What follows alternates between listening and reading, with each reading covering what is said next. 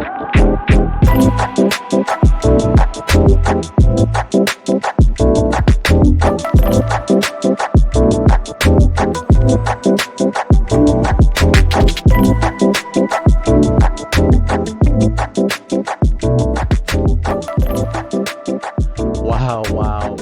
Thank you all for joining the latest installment of the Black and Gold Hour podcast. Once again, for those who are new to the podcast, I really appreciate you for listening. My name is Merv. And for those who already have listened before or have been listening for a while, then you already know that this is the podcast for Saints fans by a Saints fan. Once again, I'm truly grateful you guys are taking time out of your day to listen. I don't know about for y'all, but it's been a crazy week, and I'm not even talking about football. It's just been a week full of highs and lows. But hey, we made it through another week. So let's celebrate wherever you are. Pat yourself on the back because you made it through another week. And for Who Dat Nation, it's kind of been an up and down kind of week for us.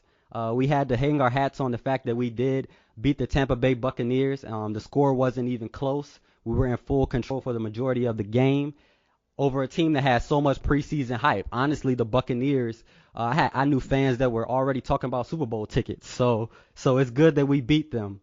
But sadly, later in the week, it was reported that Saints All-Pro wide receiver Michael Thomas was out for several weeks due to the fact that he had a high ankle sprain from a fall that he took in the fourth quarter of the game when a teammate rolled over his ankle. Anyone who watches the NFL knows how good Michael Thomas is. All-Pro, all-time reception leader, and arguably the best wide receiver in the NFL. Honestly, it's been a crazy week, and the fan reaction has been crazy mixed as well. I saw some fans talking about picking up Allen Robinson. I saw other fans talking about picking up Dez Bryant off the street. I saw fans even arguing about the difference in the definition of several, whether it's 3, 4, 5, 6, or 7 games. On the other hand, there are fans who believe kind of what I believe, that the Saints are skillful, that they have enough talent to overcome these injuries and they can exceed expectations. Just like last year when Drew Brees was out for 5 games and Teddy Bridgewater stepped in and the defense stepped up and the special team stepped up, then they didn't skip a beat. Despite this injury, the key is next man up for the Saints as they travel to Las Vegas to play the Raiders. I was about to say Oakland Raiders, but now the Raiders.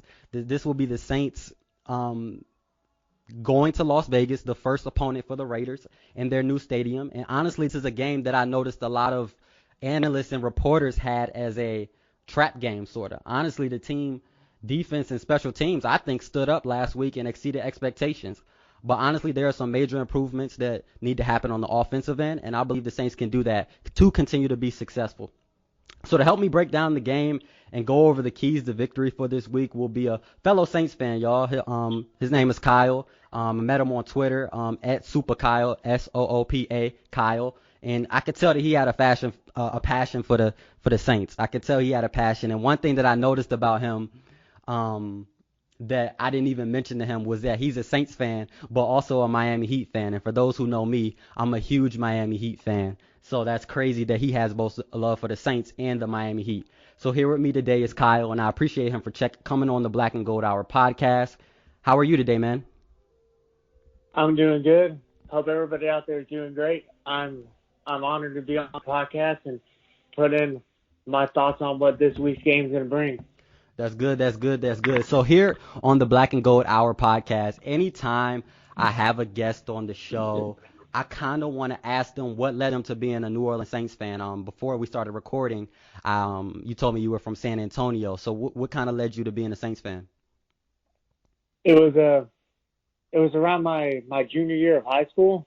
I was just getting into the NFL because I was mainly big on high school football, college football. Mm-hmm. And it was football started to take over my life and really had a grasp on it and the interest and just the love for the sport. So I said, well, I'll start looking at the NFL. He's like, and then it was the 2009 season. He's like, and I don't know anything about any NFL teams.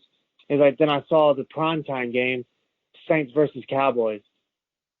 He's like, that year, sadly, that was a game that the Saints lost 24-17. But just watching them play that whole game, the level of attack that the defense had, the execution from the offense, just the energy the team had, is like all the way down to the finest, minute detail, and then the energy the crowd was putting out, just the whole atmosphere. I just gravitated towards all of that. It's like, and that was the moment that I decided to be a Saints fan. Right, right. The Saints fan, honestly, I just went to my first Saints home game last year, and just the crowd, it took me. It took me. It took my passion and love for the Saints to a whole new level.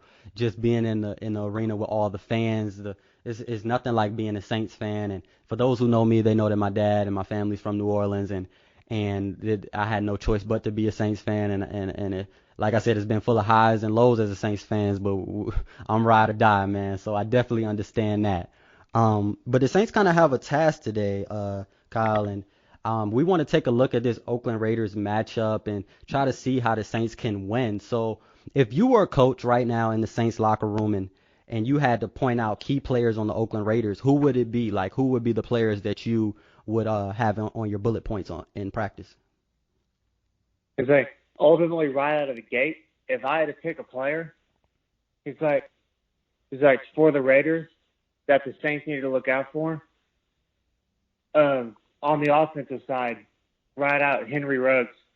He's like, granted, he did get injured a bit during his last game, Right. but he's like, I've been hearing he is set to play anyway. He's like, and he's a good deep threat. He can stretch the field. He's like, and I feel it's something that the secondary needs to watch out for, especially with a quarterback with the capability that Derek Carr has for throwing the ball and making the correct reads. Correct, correct, correct. Derek Carr is extremely talented. If it wasn't too many years ago that he had taken the Oakland Raiders to the playoffs, and he got a big contract at the time. That was a big contract. So Derek Carr and Henry Ruggs and that offensive line is amazing. I think they had two offensive linemen go out last week, and they didn't miss a beat. So that on the offensive end, we already know that they're capable of putting up points. On the defensive end, they have a player, a safety in Jonathan Abram that is used kind of like how we use Chauncey Gardner-Johnson or CD Deuce, however you call him. And he's all over the field making plays every week. I think he had about 12 or 13 tackles last week. So that's a player that we really need to be watching out for on the offensive end, just making sure that he's not causing too much disruption and havoc for our offense. They starting right tackle Trent Brown did hurt in the first game, and I'm not sure if he's coming back. He was at practice today. So the Saints pass rush is going to definitely have to be on their A game in order to make a statement. Um, so, so Kyle, the big news this week is that Michael Thomas is out for several weeks due to a high ankle sprain. And that kind of shifts the entire focus of the offense for the New Orleans Saints, at least in the national media's eyes. But what players on the Saints rosters do you believe can and will be able to take the load for the Saints going into this game? Well, I've always been the type of person when it's come to things, especially like football, is the next man up mentality. And the Saints have had that mentality for years. It's like evident as injuries throughout the years have piled up, and they still managed to keep their momentum and their hot streak going, never missing a beat. That player, I feel, veteran presence, played in the Super Bowl last year, Emmanuel Sanders. Because I feel that he'd be the great piece to step up and lead these guys. He's like down the right path to where they need to go in the absence of Michael Thomas, so that the offense won't skip a beat at all. Correct, correct. I think it will be Emmanuel Sanders. He'll now be the number one receiver, but he could be a number one receiver on anybody's team. I know a lot of analysts have Traquan Smith as the guy who'll step up, but the guy that I'm most excited about, and when Michael Thomas got hurt, of course it was a big dagger, but I wasn't too upset because that means we get more opportunities to see Deontay Harris. I don't want him to be used too much as a gimmick. I would actually like to see him in a wide receiver role because I believe he can make plays. I believe that he is dynamic, and I believe that the rest of the NFL is definitely going to find out about him this year, for sure. He is what Sean Payton believes could be the next Tyreek Hill. So I definitely want to continue to see him on the field, and this will instill confidence when Mike Thomas comes back that Sean Payton will keep Deontay Harris on the field, and he'll be able to continue making plays for us. Also, Ty Montgomery, he might definitely be able to make plays as well. in the running back role or in the slot position. He's just such a diverse player, and I believe that he'll be able to make plays this week as well. But to get to my next question, this game is one of those games that, like I said, they think it's a trap game, like a game that we might lose or we might overlook the Oakland Raiders. But in your opinion, what are the keys to the Saints winning this game? Honestly, I feel it's like, well, last week as we saw the Raiders put up 34 points up against the Carolina Panthers. It's like, so they show that they could score and they could score with ease. Offensively, I'm not too worried because, like we had said, it's like you can't replace a Michael Thomas, but the depth we have at wideout and at tight end should definitely be able to fill that void until the time he comes back. The side of the ball should be worn on the most is the defense. He's like the revamped. We have a secondary now that's playing really well versus what we had last year. He's like, and we got a whole healthy linebacker core. He's like, and the defensive line is relatively fully healthy, full of attackers like rookies Malcolm Brown, and then we have Trey Hendrickson as well, who had a couple of sacks last week against Tom Brady. So I feel the X factor in winning the game against Las Vegas is going to be the defense slowing down their offense. Correct. And that's the same along the lines that I have. When Drew Brees was out last year, it seemed to be that the defense was able to step up. Honestly, we're only one game into the season. I believe that the defense will be our strongest point. The defense is what will carry us into the Super Bowl. And I believe that the defense, the talent in the secondary of the defense has been so great for so long. But now that we've added Janoris Jenkins, I believe this defense can take it to the next level. And then I believe that if we utilize Latavius Murray as well as Alvin Kamara and continue to run the ball, then we'll be fine without Mike Thomas. We have Emmanuel Sanders, and we know what Drew Brees can do in the mid-range throwing game. So we definitely can make some plays, and we're gonna miss Michael Thomas, but he's tough, and reports are actually already saying that he felt fine on Wednesday. So it's at the point now where he could be back in about a week or two. So we'll be fine without him. But this game, what are your score predictions? Score prediction, I'll predict again that the Saints will score in about the mid-30s and 40s. I say about the Saints will have about 35 points, and the defense will definitely step up and have another strong showing again. I'll say the score would be 35-21 New Orleans. Mm-hmm. Okay. And that's kind of close to what I had. I had it at 31-24 New Orleans. I believe that they may, with having a good running game and a strong offensive line, will definitely do wonders for the Raiders in this game. But our defense hasn't allowed a 100-yard rusher in about almost 3 years now. But I believe that he will get some touches, and he will be able to score. And I think Derek Carr will do some things within the to our secondary and kind of challenge them. So I gave him 24 points, but I do believe our offense will get on track, and I believe they'll be able to kind of get in a rhythm, because last week they weren't really able to get into a rhythm. So I believe this week will be the first steps to getting into a rhythm.